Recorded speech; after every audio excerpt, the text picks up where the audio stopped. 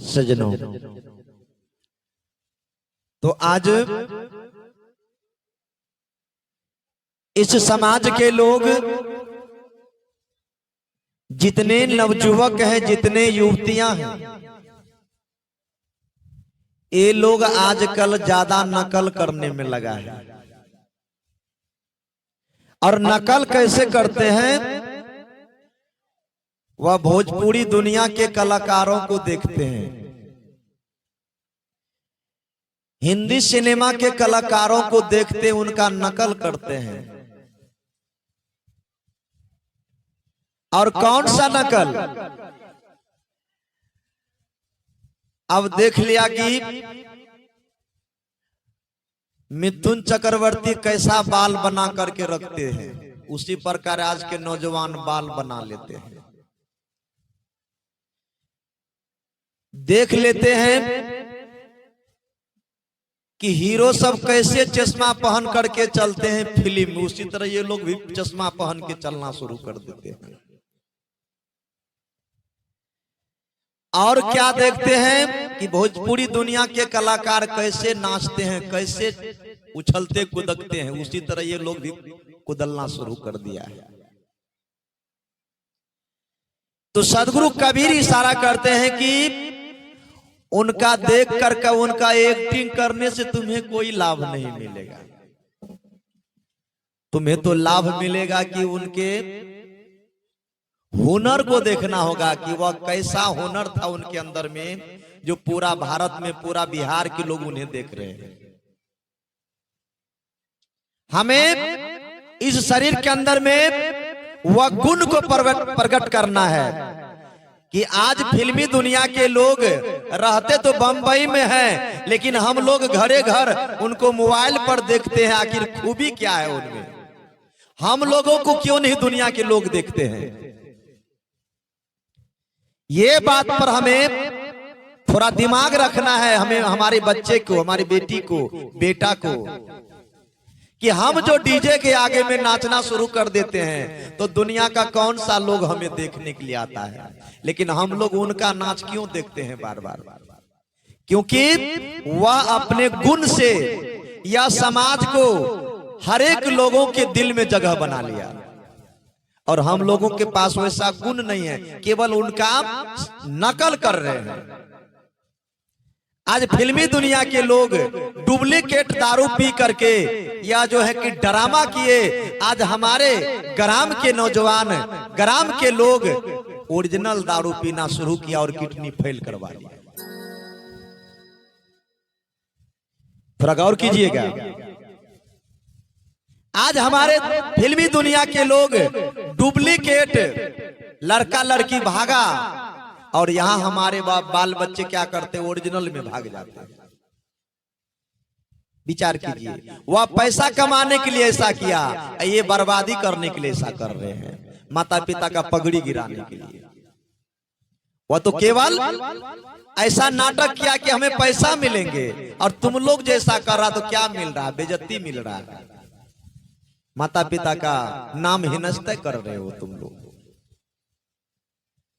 सजना, फिल्मी दुनिया और भोजपुरी दुनिया के नाटक हमें नहीं करना है, हमें उनका हुनर, उनका गुण देखना है कि ऐसा कौन सा उनमें गुण था जो पूरा बिहार को छा गए, पूरा भारत छा गए। वह गुण को हमें देखना है, और वह गुण को देख करके उनके नकल पर चलना, उनका गुण का नकल करना है, तब हम लोग भी आगे बढ़ेंगे, तब हमारे बच्चे बंबई तक जा सकते हैं, भोजपुरी तक जा सकते हैं। लेकिन ये केवल नकल करने से काम नहीं चलेगा। यह करने के लिए पहले आपका बच्चा को पढ़ना जरूरी है।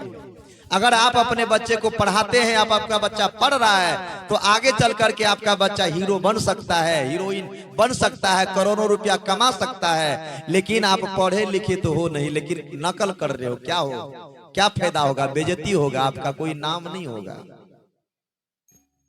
आज फिल्मी दुनिया के लोगों को देख करके जिस तरह वह लोग बाल कटाते हैं, चेहरा सजाते हैं, उसी प्रकार हमारे आज ग्राम के लोग करने लगे। उनका नकल, केवल नकल करने से काम चलेगा? नहीं चलेगा। असलियत पर जब तक नहीं आते हो तब तक आपका कोई काम बनने वाला नहीं है। इंसान का 3 चीज मान्य है, एक चित्र, एक चरित्र और एक मित्र। ये किस तरह का चरित्र होना चाहिए, किस तरह का चित्र होना चाहिए और किस तरह का मित्र होना चाहिए, यह चीज हमें दिमाग में रखना है। हमें कभी जीवन में मित्र भी बनाना है तो कैसा मित्र बनाओगे? दारू पीने वाला कि गांजा पीने वाला कि सिगरेट पीने वाला कि हिंसा बेविचारी करने वाला कि मर्डर करने वाला, कैसा मित्र चाहते हो तुम? हमारे माताएं भी मित्र बना करके रखते हैं। सखी सहेली किनको कहती है? अपने में भी महिला में भी मित्र बने हैं। तो कैसा मित्र होना चाहिए?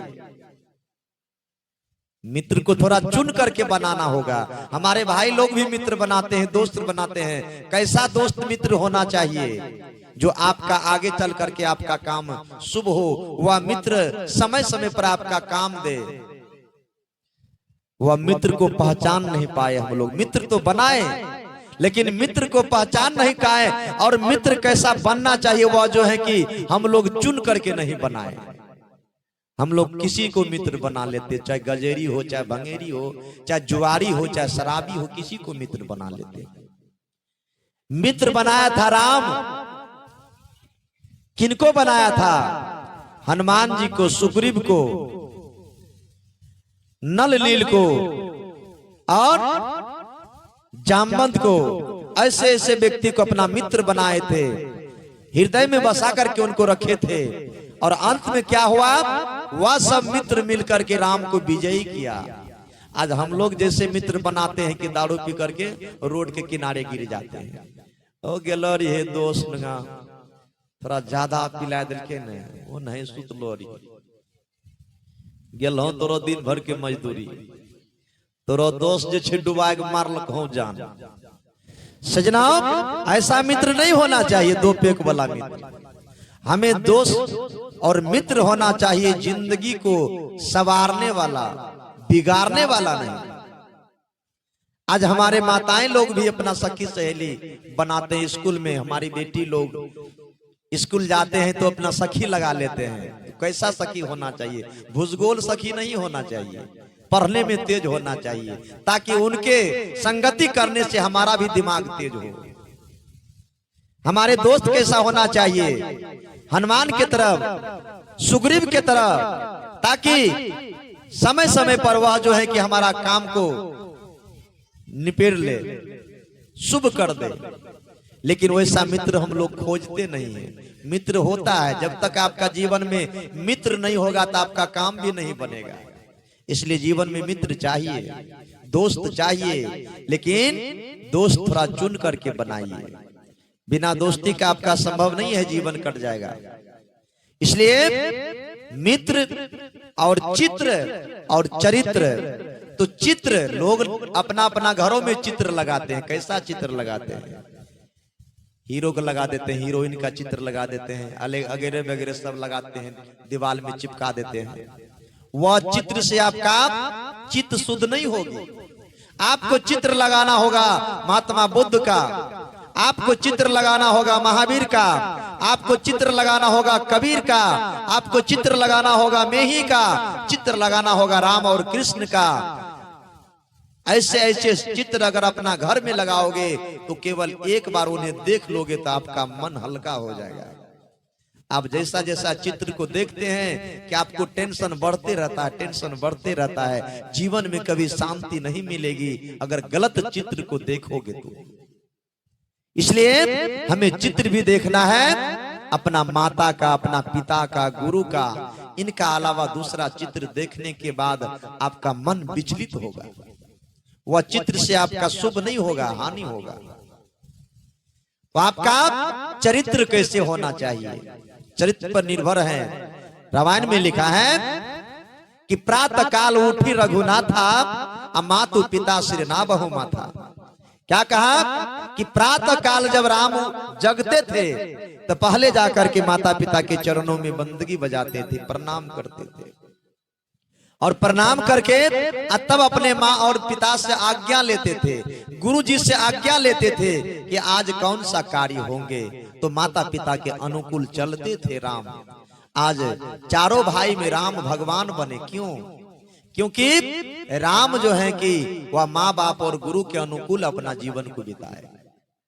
आज हमारी बेटी बहू जो कि 7 फेरा में बांधे जाते हैं और 150-200 के बीच में उनकी सिंदूरदान होती है, और उस बीच में वह अपना पत्नी और पति का ये दोनों का संबंध को स्वीकार करते हैं। और वह माता जब शादी विवाह का बाद जब उनका समय गृहस्थ आश्रम में बीतने लगते हैं तो वहां जो है देखिएगा कोई माँ बहन अपने पति को प्रणाम नहीं करती है। क्यों नहीं करती? क्या कारण? आप उनको परमेश्वर स्वीकार किए हैं, आप उनको मालिक स्वीकार किए हैं, आप उनको जो है कि यह शरीर का जो है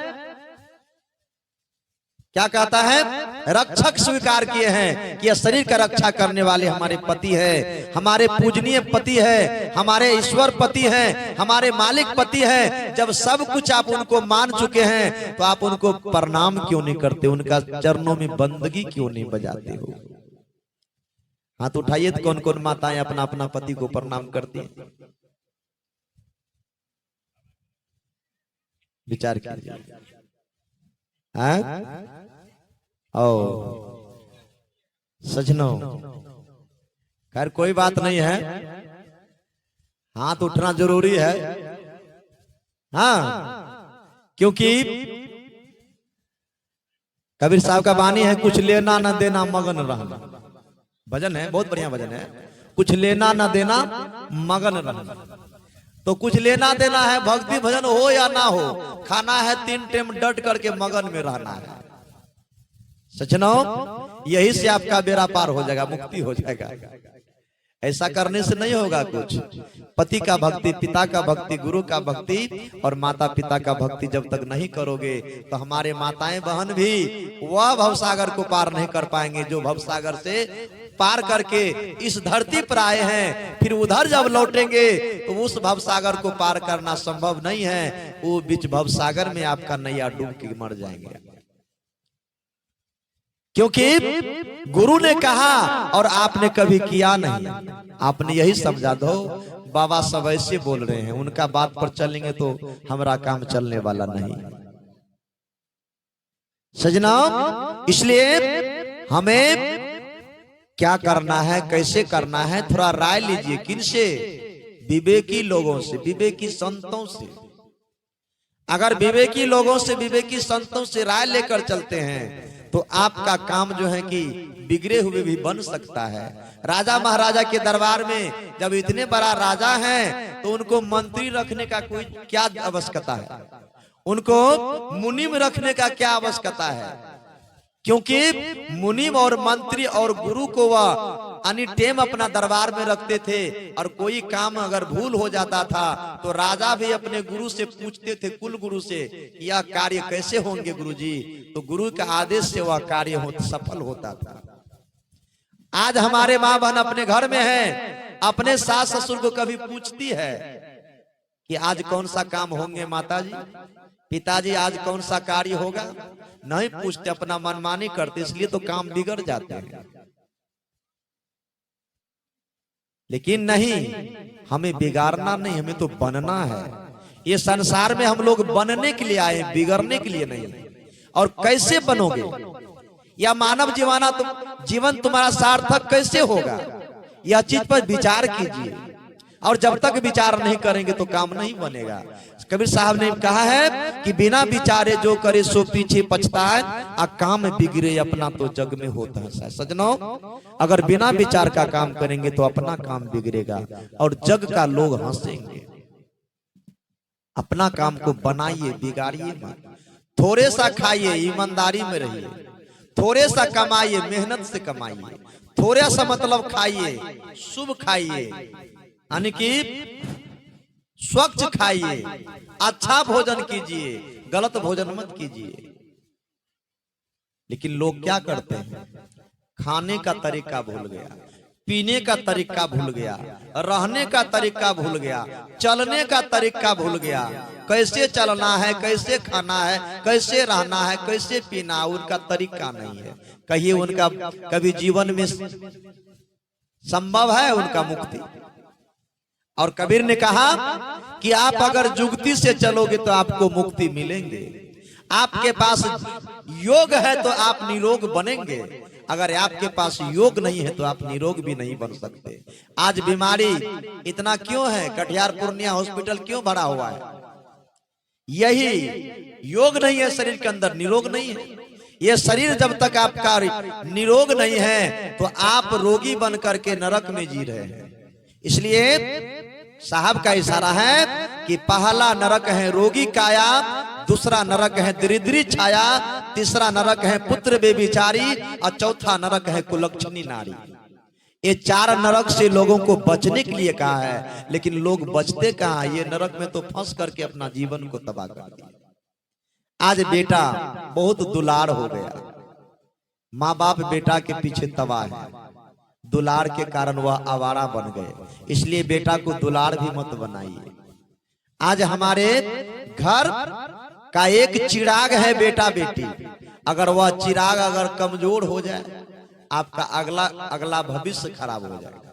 इसलिए भले आप नून रोटी खाएं लेकिन अपने बच्चे को पढ़ाइए, उनको ऐसा फौलाद बनाइए कि आगे चल करके आपसे दुगुना नाम कमा करके दुनिया में जिए।